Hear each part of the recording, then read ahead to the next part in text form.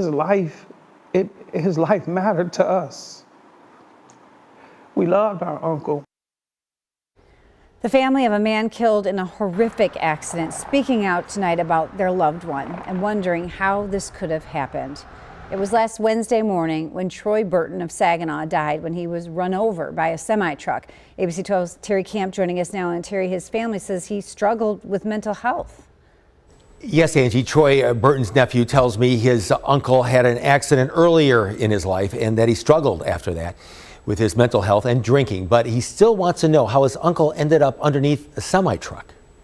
He was just a loving, good person. Pastor Eugene Burton talking about his uncle, 61-year-old Troy Burton.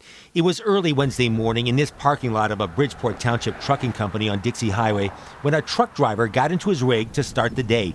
He pulled out, not realizing that underneath the semi was Burton. Another employee who arrived for work saw Burton's body.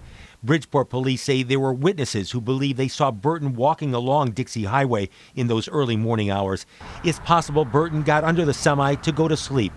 Pastor Burton says his uncle had been in a traffic accident years ago and struggled after that. His mental state caused him to wander and drift and sleep places here and there. But he always had family who were willing to help. His homelessness was not, because he didn't have a place to stay.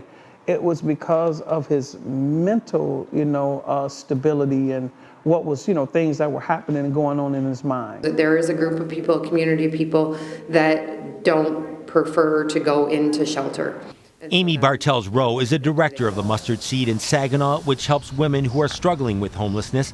She says Troy Burton was well known to those trying to combat homelessness, something the Saginaw County Consortium of Homeless Assistance Providers is constantly working on. Perhaps some more emergency shelters, and then working very hard to see what we can do to get people into permanent housing. Pastor Burton and his family still want to know what his uncle was doing 8 miles or so from the places he usually frequents, and wants others to understand that people shouldn't be defined by their circumstances. You see their condition, people, they treat them like a nuisance, they don't have humanity or compassion, but he was well loved. And while Troy Burton suffered horrific injuries after he was run over by the semi-truck, Bridgeport police are waiting for a complete autopsy before a cause of death is determined. It is possible he may have been deceased before the truck started moving.